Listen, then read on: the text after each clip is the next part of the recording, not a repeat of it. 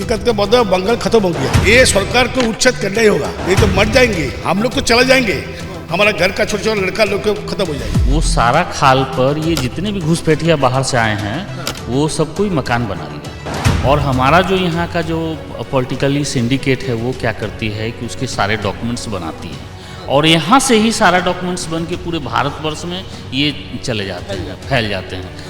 Waste Bengal government का school में बच्चा लोग नहीं जाता है। कहाँ जाता है? ये लोग प्राइवेट स्कूल में जाता है जहाँ फीस ज़्यादा है।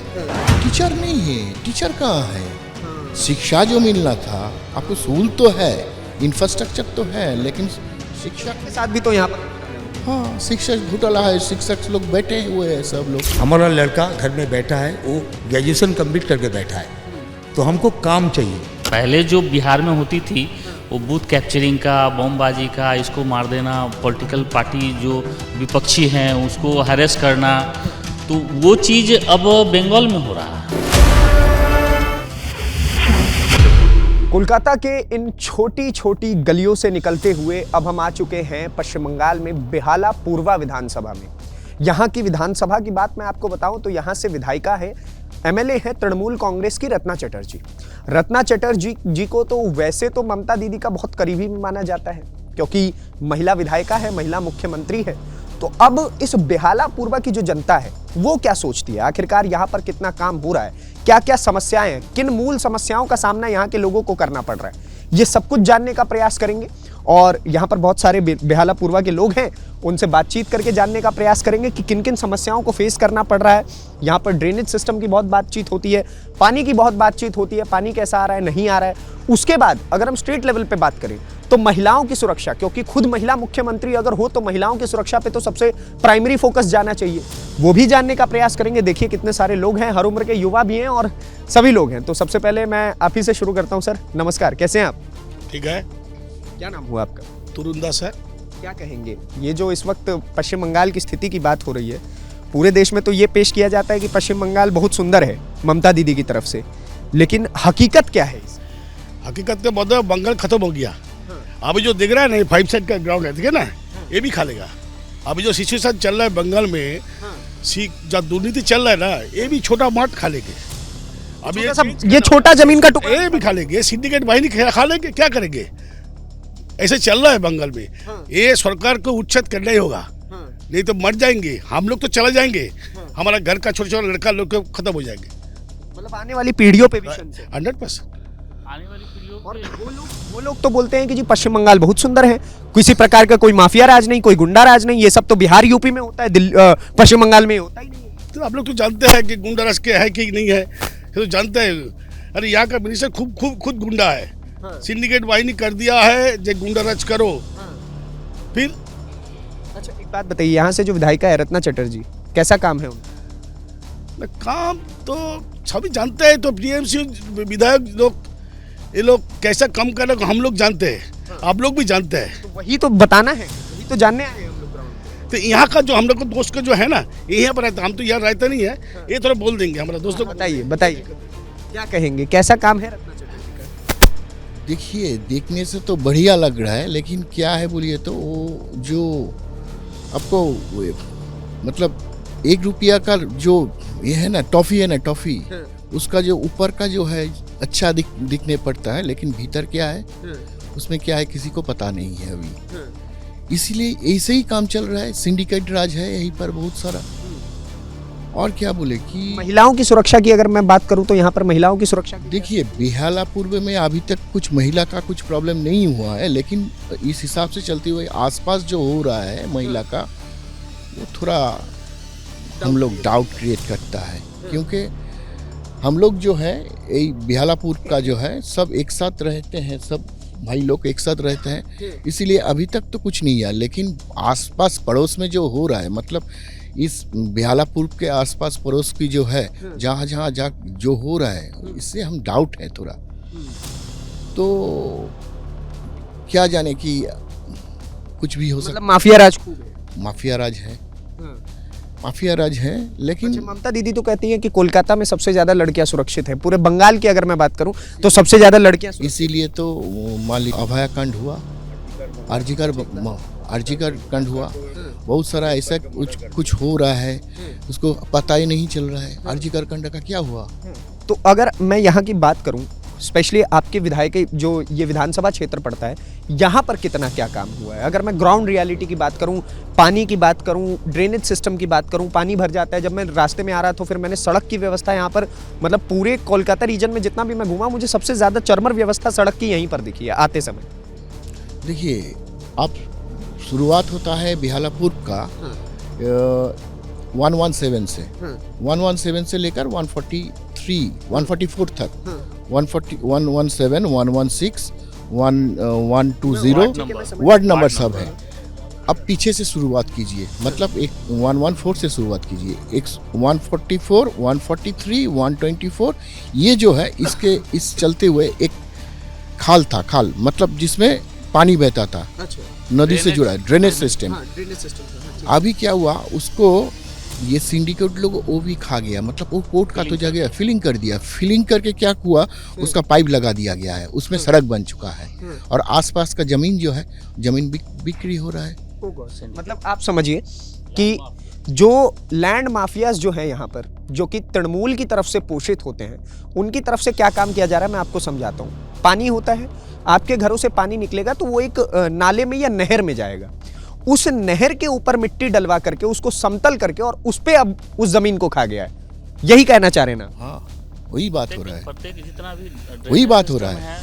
जी, जितना भी नहर है यहाँ पे, ठीक है, जिसको बंगाली में खाल बोलते हैं, वो सारा खाल पर ये जितने भी घुसपैठिया बाहर से आए हैं, वो सब कोई मकान बना लिया। और ये किसके संरक्षण में हो रही है? बिना पॉलिटिकल संरक्षण तो नहीं होगी, बिना पुलिस के संरक्षण तो नहीं होगी। ये टोटल, आप मेरा बात नहीं है, आप किसी भी खाल पे चले जाइए। हम लोग के पास में एक चोरियाल खाल है, तो चोरियाल खाल के ऊपर आप चले जाइए, टोटल खाल के ऊपर मकान बने हुए। उस नहर के ऊपर मतलब मिट्टी डाल करके मकान बना दिया, मकान बने सारे घुसपैठियों को रहने। हाँ, वो मकान मतलब ऐसा है कि झोपड़ी वाले मकान नहीं है, बजाबते ढलाई किए हैं लोग। खाल में आपको ढलाई करके और माने जैसे पक्का मकान होता है ना, वैसा पक्का मकान है। ये घुसपैठियों, अगर ममता दीदी से घुसपैठ पे सवाल किया जाता है तो डिनाई कर देती है कि ना हमारे राज्य में तो कोई घुसपैठ हो ही नहीं रहा है, किसी को हम आने नहीं देते हैं, ये तो सेंट्रल गवर्नमेंट के हाथ में है। लेकिन ये कैसे हो रहा है? ऐसा है कि हम लोग सभी कोई जानते हैं कि बंगाल में सबसे बड़ा ये एक बॉर्डर है, सबसे बड़ा बॉर्डर है। और वो बॉर्डर को जो है टोटल फेंसिंग नहीं किया गया, ठीक है। और बंगाली, हमारे जो पश्चिम बंगाल में भी बंगाली भाषा है और पूर्व बंगला में भी बंगाली हैं। तो ये क्या कर रहे हैं, जो एक कौम है वो क्या कर रहे हैं कि अपने घर में उधर के घुसपैठियों को संरक्षण देती है। और हमारा जो यहाँ का जो पॉलिटिकली सिंडिकेट है वो क्या करती है कि उसके सारे डॉक्यूमेंट्स बनाती है और यहाँ से ही सारा डॉक्यूमेंट्स बन के पूरे भारतवर्ष में ये चले जाते हैं, फैल जाते हैं। आज जो SIR हो रहा है, हमें बताइए कि कई राज्यों में SIR हुआ, लेकिन यहाँ ही क्यों इतना सारा ये, जबकि वीडियो तो आप समझिए कि इन्हीं के हैं, फिर इन वीडियो को क्यों मार रहे हैं? ये BLO जो काम कर रहे हैं वो तो सब यहाँ के ही हैं, तो उनको तो बोला जा रहा है कि जो सही बंदा है यहाँ के भारतीय जो है उसका नाम उसमें रजिस्टर किया जाए। लेकिन ऐसा काहे हो रहा है कि उसको करने नहीं दिया जा रहा? वो लोग क्यों ऐसा घबरा जा रहे हैं? एक तो पॉलिटिकल प्रेशर है उसके ऊपर, तभी तो ऐसा। लेकिन दीदी ने तो एकदम, देखा जाए तो उन्होंने तो पूरा एकदम आगे बढ़ के वो सुप्रीम कोर्ट तक चली गई है कि गलत हो रहा है, मेरे राज्य के साथ अन्याय हो रहा है, मेरे वोट बैंक के साथ ये लोग छेड़छाड़ कर देंगे, CBI ED और पता नहीं क्या क्या आरोप लगाती है। एक्चुअली क्या है कि जब हमको पता है कि मरे हुए जो आदमी का वोट से मुझे जीतना है, जो मर चुके हैं उनका वोटर लिस्ट में नाम रहेगा, उस वोटर से मुझे जीतना है। ये जिसको घुसपैठिया मैंने उनको वोटर कार्ड बनाया, उसके वोट से हमको जीतना है, तो उसको तो बचाना ही पड़ेगा ना। मेरे को गद्दी संभालने के लिए तो वो जगह मुझे ठीक करना पड़ेगा। अगर आज के दिन में अगर ये चीज़ नहीं हुआ तो हमारी सरकार गई। अगर हमारी सरकार गई तो जैसे आज वामपंथियों की यहाँ पे पोजीशन है वैसा पोजीशन आ जाएगी। तो ये तो देखा यहाँ जाएगा। पे अगर मैं आता हूँ, जब मैं अलग अलग विधानसभा क्षेत्रों में जाता हूँ तो मुझे पोस्ट पोल वॉयलेंस के बारे में बहुत बताया जाता है कि यहाँ पर वोट जब डल जाता है उसके बाद लोगों को टारगेट करके उनको मारा जाता है। टारगेट किलिंग यहाँ पर होती है पोस्ट पोल वॉयलेंस के बाद। इसके बारे में थोड़ा बताइए। ऐसा है कि जिस तरीके से जंगल राज पहले हम लोग बोलते हैं बिहार में चलती थी, यूपी में चलती थी, ठीक है ना, आज यूपी और बिहार का इलेक्शन हम लोगों ने देखा, ठीक है, ऑन दी मीडिया किस तरीके से बवाल होता है मुझे बोलने का ज़रूरत नहीं है, वो तो मीडिया में ही दिखाते हैं कि किस तरीके से यहाँ जंगल राज चल रही है। वो सब जंगली सब यहाँ अभी काम कर रहे हैं। पहले जो बिहार में होती थी वो बूथ कैप्चरिंग का, बमबाजी का, इसको मार देना, पॉलिटिकल पार्टी जो विपक्षी हैं उसको हरेस करना, तो वो चीज़ अब बंगाल में हो रहा है, ठीक है ना। वो चीज़ बंगाल में देखने को जी, वो तो देखने को। क्या आप तो यूथ है सर, एज एन यूथ क्या कहेंगे? कुछ है यहाँ पे लोगों के लिए अपॉर्चुनिटी या फिर बस सब ढोंग ही रचा जा रहा है? देखिए, जो यूथ के बारे में आप पूछ रहे हैं ना, तो यूथ के बारे में होगा तो हमें जो लगता है यहाँ पे जो चाहिए रैपिड इंडस्ट्रियलाइजेशन, इंडस्ट्रियलाइजेशन चाहिए। अभी सरकार ने जो किया है वो जो भाता चल रहा है 1000 का 1500 का ओबीसी जनरल मतलब अदर बैकवर्ड क्लासेस के लिए 1700, इससे कुछ नहीं होगा।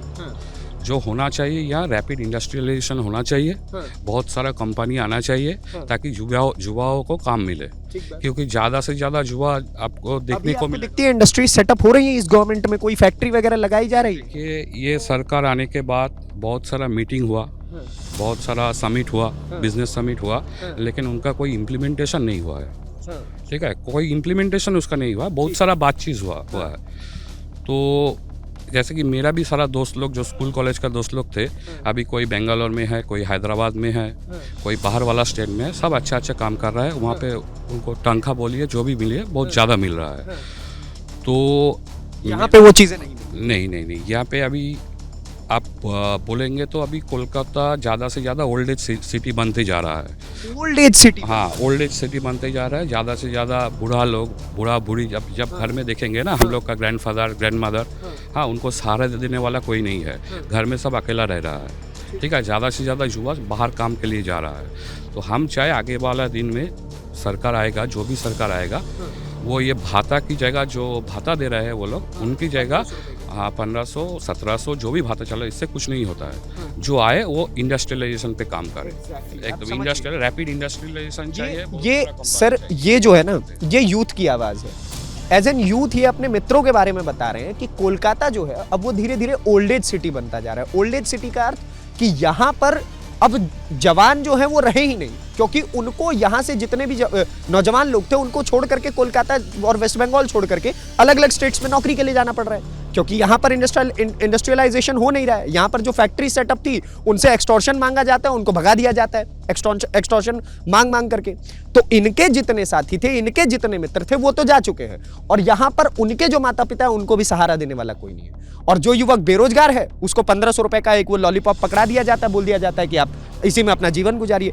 आपसे ही मैं पूछता हूँ, 1500 रुपए में आपके लिए जिंदगी आप गुजार पाएंगे अगर आपके पास नौकरी? नहीं, वही तो बोल रहा है कि रैपिड इंडस्ट्रियलाइजेशन चाहिए। हमारा ये वेस्ट बंगाल स्टेट में बहुत सारा इंडस्ट्री आना चाहिए, और जो सरकार आगे आके इंडस्ट्री के बारे में ज़्यादा सोच रहा है, जिनका मतलब इंडस्ट्री जो ज़्यादा कर पाए, हम लोग चाहते हैं कि वही सरकार आए यहाँ। क्या नाम हुआ? मेरा नाम गौतम। क्या कहेंगे काम यहाँ जो हो रहा है अभी, जो हमारा इधर जो सिक्का है मुंती, वो जेल खटा हुआ है। यहाँ का जो सस्तो है, इधर कुछ नहीं है।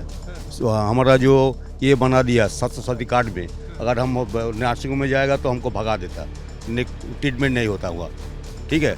और खाद्यम वो भी जेल खटा हुआ मुंती है, खाद्य मुंती यहाँ का। तो आप मान लीजिए वेस्ट बंगाल का हाल कैसा है, और कुछ बोलना नहीं चाहता हूँ। आप समझिए, फूड मिनिस्ट्री जो है वो भी जेल खटा हुआ आदमी है, यानी कि वो भी जेल में जाकर के आ चुके हैं। शिक्षा व्यवस्था का जो वो है वो भी उसी प्रकार का है, और स्वास्थ्य व्यवस्था वाला भी वैसा ही है। आज कौन से कार्ड की आपने बात की? कौन से? 707 कार्ड बनाया। 707 जैसे आयुष्मान भारत कार्ड है, वैसे ही वेस्ट बंगाल एक कार्ड है 707, मतलब स्वस्थ के लिए एक साथी कार्ड।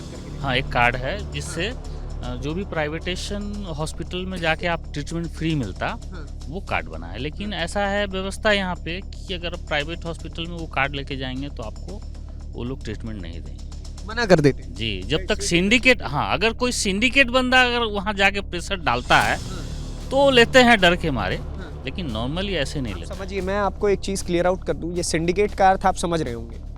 सिंडिकेट वही जो इस वक्त रूलिंग गवर्नमेंट में बैठे हुए हैं, और वही लोग जब तक आप समझिए, अगर आप टीएमसी के वोटर हैं और टीएमसी के जब तक उस नेता ने नहीं चाह लिया कि आपका जो इलाज है वो उचित तरीके से होना चाहिए, तब तक आपका इलाज नहीं होगा। और अगर आप उनके वोटर नहीं हैं तो फिर अलग ही छांट करके फेंक दिया जाता है। जी जी, यहाँ तो वैसा ही चल रहा है। यहाँ पे क्या है कि आपके पास देखिए सरकारी हॉस्पिटल यहाँ अच्छा है, व्यवस्था भी वहाँ है, ठीक है, और डॉक्टर भी अच्छा इलाज कर रहे हैं, लेकिन उसके उर्ध भी यहाँ पे जनसंख्या ज़्यादा है, उसके हिसाब से हॉस्पिटल उतना नहीं है, ठीक है ना। और आप देख रहे हैं कि जिस तरीके से डॉक्टरों के साथ, लेडी डॉक्टरों के साथ क्या हुआ है, तो सब डरे हुए हैं, ठीक है ना यहाँ पे।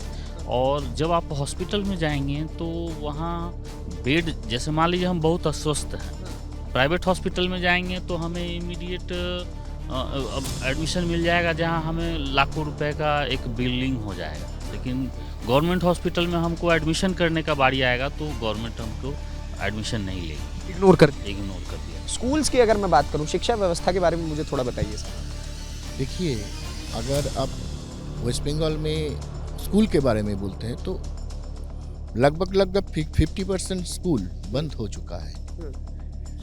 वेस्ट बंगाल गवर्नमेंट का स्कूल में बच्चा लोग नहीं जाता है। कहाँ जाता है? ये लोग प्राइवेट स्कूल में जाता है जहाँ फीस ज़्यादा है। हाँ, मतलब मान लीजिए मेरा सरकारी स्कूल क्यों छोड़ रहे हैं बच्चे? लोग नहीं, टीचर नहीं है। टीचर कहाँ है? शिक्षा जो मिलना था, आपको स्कूल तो है, इंफ्रास्ट्रक्चर तो है, लेकिन शिक्षक के साथ भी तो यहाँ पर घोटाला हुआ। हाँ, शिक्षक घोटाला है, शिक्षक लोग बैठे हुए हैं सब लोग, उसका इंफ्रास्ट्रक्चर है, लेकिन जो शिक्षा दान करेगा वही नहीं रहेगा तो क्या होगा? इस हिसाब से देखिए, मेरा लड़का अभी 12 देना है उसको, वो गवर्नमेंट स्कूल में नहीं पढ़ रहा है। कहाँ पढ़ रहा है? प्राइवेट स्कूल में। उसमें फीस बहुत ज़्यादा है, ज़्यादा मतलब मेरा हिसाब से बहुत ज़्यादा है। ठीक बात, एक मिडिल क्लास फैमिली के लिए अफोर्डेबल नहीं होता है। तो शिक्षा के लिए जो चाहिए वो यहीं पर नहीं है। इसमें स्कूल हिसाब से ये जो प्राइवेटाइजेशन स्कूल में, इसमें भी सिंडिकेट है, ये लोग चला रहा है, इसमें भी सिंडिकेट है। इसमें जो मतलब इसका जो प्रॉफिट होता है, प्रॉफिट कुछ मेरा हिसाब से कट जाता है। आप समझिए, जो गवर्नमेंट स्कूल्स हैं उसमें आपके बच्चे पढ़ नहीं सकते हैं, क्योंकि उसके पीछे का कारण ये है कि वहाँ पर एक तो शिक्षक नहीं है, क्योंकि वहाँ पर शिक्षकों के साथ बहुत बड़ा घोटाला हुआ। दूसरा, एसएससी स्कैम, हम लोग यहाँ पे सब जानते हैं कि किस प्रकार से टीचर्स के साथ एक फ्रॉड, एक फरेब करने की जो कोशिश है वो स्टेट गवर्नमेंट की तरफ से हुई, और यही कारण है कि शिक्षक स्कूल्स को छोड़ करके चले जा रहे हैं। और उसके बाद जो वहाँ के बच्चे हैं वो उन स्कूल्स को छोड़ करके, क्योंकि टीचर्स नहीं है, पढ़ाई लिखाई क्या खाक होगी, तो वो लोग उठ करके चले जाते हैं किसी और प्राइवेट स्कूल में। और प्राइवेट स्कूल में जब वो फीस पे करते हैं तो उसका भी एक मोटा कट जो है वो जाता है किसके पास? राज्य की सरकार के पास, मोटे तरीके से। क्या कहेंगे सर, क्या लग रहा है? हमको एक चीज़ चाहिए वेस्ट बंगाल में। देखिए, हम 90s में माध्यमिक परीक्षा में पास किए, फिर हम उच्च माध्यमिक पास किए, लेकिन हमको कोई नौकरी नहीं है। हमारा लड़का घर में बैठा है, वो ग्रेजुएशन कंप्लीट करके बैठा है, तो हमको काम चाहिए, ठीक है, रोजगार चाहिए। हम बेरोजगार हम पसंद नहीं है, हमको काम चाहिए। लेकिन हमको एक वो जो लड़का लोगों को कुछ भत्ता देगा, हाँ, 1500 हो कि 1700 हो कि 2000 हो, जो भी हो, उसमें क्या होगा? एक लड़का का युवा पीढ़ी नष्ट हो जाएगा। वो क्या करेगा? 2000 रुपया लेके क्या करेगा? पूरा महीना उसका नहीं चलेगा। उसको एक काम चाहिए, जैसे यहाँ पे शिल्पो आना चाहिए, कारखाना होना चाहिए, कंपनी होना चाहिए, जैसे उसका काम बने, वो काम करेगा तो वो लड़का ठीक रहेगा। अगर काम नहीं मिलेगा वो तो बिगड़ जाएगा। हमका एक ही लड़का, अगर वो बिगड़ जाएगा तो हम लोग भी बिगड़ जाएंगे। हम लोग का क्या होगा? विधायक जी से आप कभी ये समस्या बोलते हैं तो सुनती? तो हम लोग तो सब विधायक जी का यहाँ तो आता नहीं है, तो हम लोग जहाँ बोलता है वहाँ सब लोगों को ही बोलता है कि यहाँ पे काम लेके आओ। आप लोगों की प्रॉब्लम्स देखने के लिए कभी आपकी विधायक? तो वहाँ जहाँ मीटिंग मिचिल होता है वहाँ पे आता है। हम लोग के घर घर में आता है क्या? घर में तो आता नहीं है। क्या क्या कह रहे हैं आप? एक्चुअली हमारी जो विधायिका हैं वो इलेक्शन के पीरियड में दिखाई पड़ती हैं, ठीक है, गली मोहल्ला में, लेकिन हमें लगता है कि आफ्टर इलेक्शन वो इस तरफ नहीं आई है, वह किसी तरफ भी नहीं गई है, ठीक है। लेकिन अगर कहीं पे मीटिंग हो रहा है, सभा हो रही है, तो वहाँ वो दिखाई पड़ती है। तो वहाँ अभी टीएमसी का मीटिंग होगा तो जरूर। हाँ, तो क्या है कि वहाँ पे जो आम जनता है वो तो कुछ नहीं बता पाएंगे, क्योंकि जहाँ जनसभा हो रही है, जहाँ मिचिल हो रही है, वहाँ आम जनता अगर जाके बोलने जाएगा तो विधायिका से ज़्यादा ये लोग सुन पाएंगे, जो लोग उनके समर्थक है। फिर वो क्या दशा होगी, यहाँ का पुलिस प्रशासन को तो देख ही रहे हैं कि वो कैडेट बन के उनका काम कर रही है, ठीक है ना। टीएमसी के ही हो। जी, ऐसा देखिए यहाँ पे, अच्छा, हमारे प्रधानमंत्री जी आए यहाँ पे सिंगूर में, जहाँ से टाटा चली गई, तो वो यहाँ का पब्लिक बोल रही है कि वो ऐसा व्यवस्था के लिए क्यों नहीं बात किए कि यहाँ पे इंडस्ट्री आवे। तो मेरे विचार से, मेरा विचार, अपना खुद का विचार है कि कहीं पे भी इंडस्ट्री तभी लगती है जब वहाँ भय मुक्त होता है। क्या है कि अब सोचिए कि एक इंडस्ट्रियलिस्ट को किस तरीके से बंगाल से भगाया गया, ठीक है ना। आज कोई भी इंडस्ट्री यहाँ लगाने आता है तो सिंडिकेट उसको जकड़ लेता है। अच्छा, यहाँ पे काम करने वालों का कमी नहीं है। हमें पता है भारत का 33% प्रोडक्शन बंगाल में होता था। आज हम नॉन बंगाली हैं, माने बिहारी बंगाली हैं, बंगाली ही हैं, क्योंकि बंगाल में रह गए तो बंगाली हैं, तो आज हम बिहारी बंगाली हैं। लेकिन हमारा जो पूर्वज यहाँ आए थे वो किस लिए आए थे? क्योंकि यहाँ काम के लिए काम था, यहाँ काम मिलता था, ठीक है। और भारत का 33% प्रोडक्शन बंगाल में होता है, वेस्ट बंगाल, ठीक है। आज वो लघु उद्योग का जो मार्केट है वो बंगाल था, आज खत्म हो गया, आप समझिए इनका क्या कहना है। आप देखिए जो और एक चीज मैं थोड़ा जोड़ना चाहूंगा इसमें, ये एकमात्र कारण है कि भय मुक्त नहीं है। यहाँ अगर भय मुक्त हो जाएगी तो हर इंडस्ट्रीज आके यहाँ लगा सकेगी अपना इंडस्ट्री, और उस इंडस्ट्री में जो हमारी जनता है बंगाल का, वो लोग उसमें काम पाएंगे। और सबसे सस्ता लेबर हमें पता है कि बंगाल में मिलता है, और यही बंगाली लेबर्स जो है ना विभिन्न जगह भारत में जाके घूम के काम कर रहे हैं, और बंगाल में उनको काम, ठीक है। तो आप देखिए इनका कहना है कि वेस्ट बंगाल एक समय पर, जो कि मैं बार बार अपनी वीडियोस में लगातार आप लोगों को कहते हुए आया हूँ कि वेस्ट बंगाल एक समय पर भारत के इतिहास का एक ऐसा राज्य रहा है जहां पर नौकरियों की कमी नहीं थी, जहां पर देश के कोने कोने से लोग आते थे कि भाई साहब हमें यहाँ पर आकर के नौकरी मिल जाएगी। क्यों? क्योंकि इसको गेटवे ऑफ इंडिया बोला जाता था, भारत के अंदर घुसने का एकमात्र रास्ता।